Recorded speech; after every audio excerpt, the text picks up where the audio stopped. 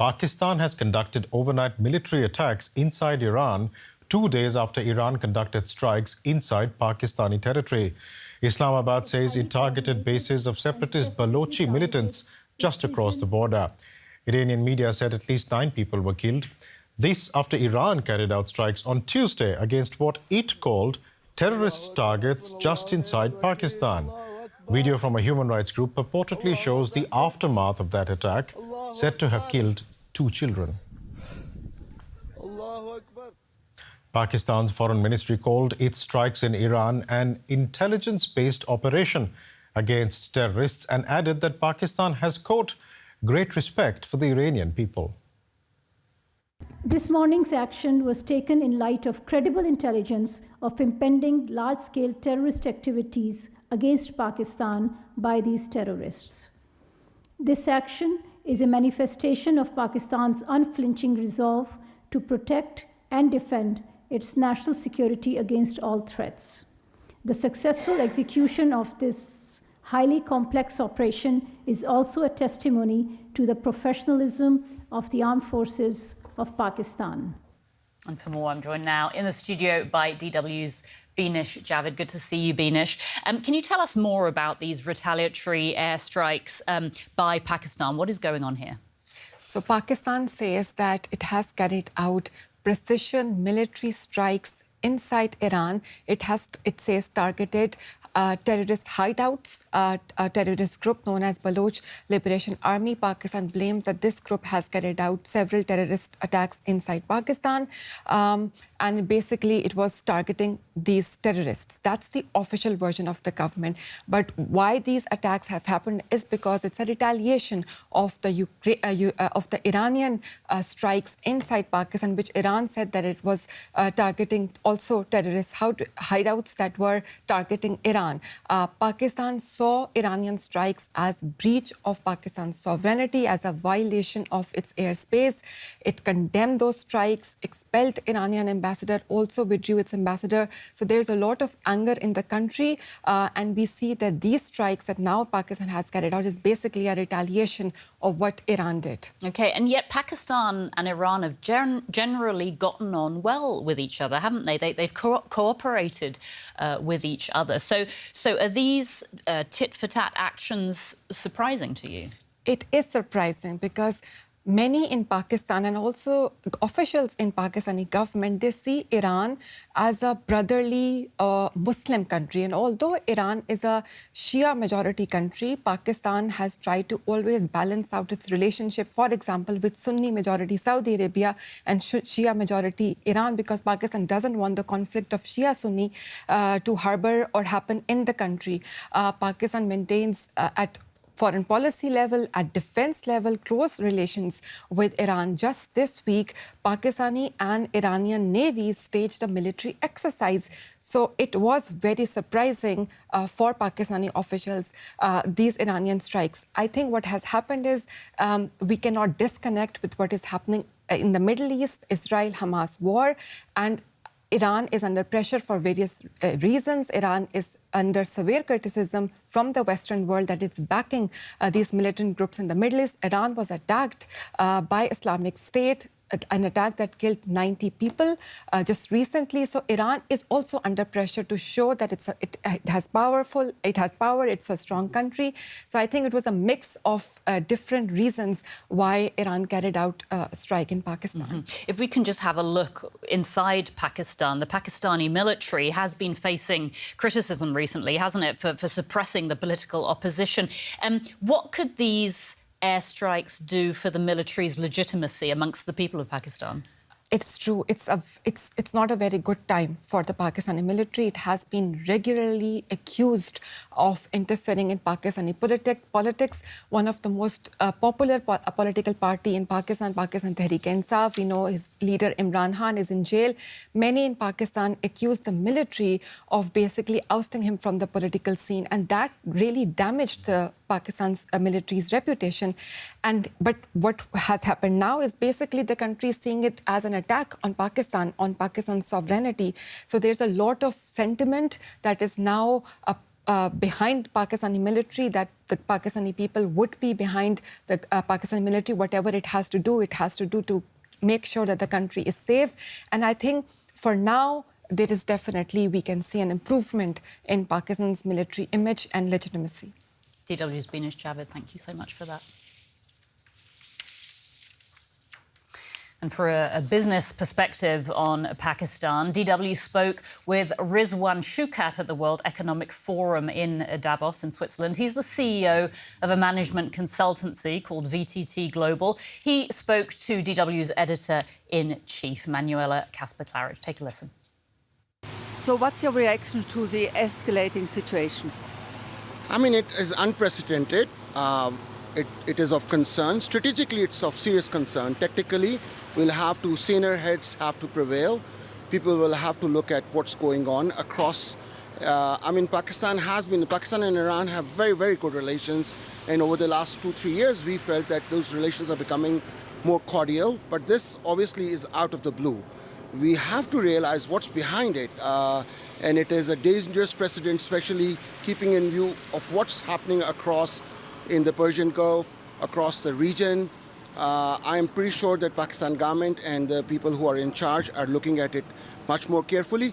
Having said that, I think Pakistan's sovereignty is very, very important. And nobody should be allowed to just cross the border and do what they want.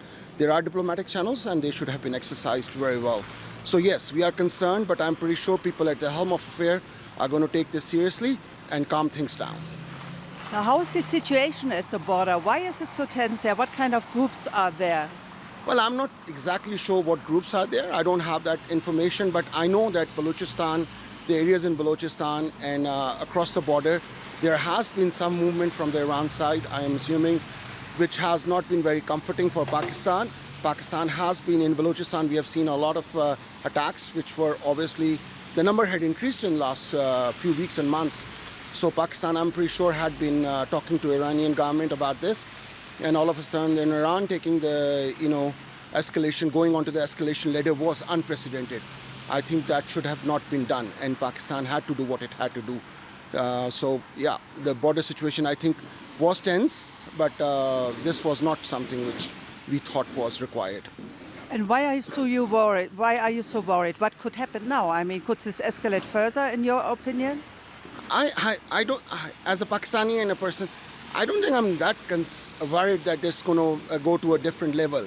Worried because Pakistan and Iran had good relations, and there was no reason to stir it. Of course, when such thing happen, it's not a happy moment for anybody. So my worry is more that we were going towards the trajectory of being great neighbors, great friends, and all of a sudden this has happened. So obviously it's going to take us a few years back. And yeah, sure. So everybody should be concerned about that. And keeping in view of the situation in the region, and people, somebody stirring it a little more might be a different, but I'm sure Pakistan has very, very sane heads, and I'm pretty sure Iran has it. So better sense will prevail.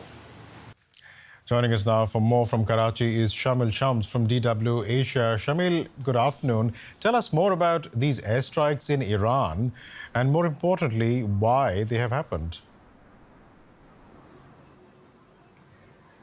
Well, this terrorism issue has been happening along the Balochistan-Pakistan border for a very long time, for years, almost, I think, over a decade.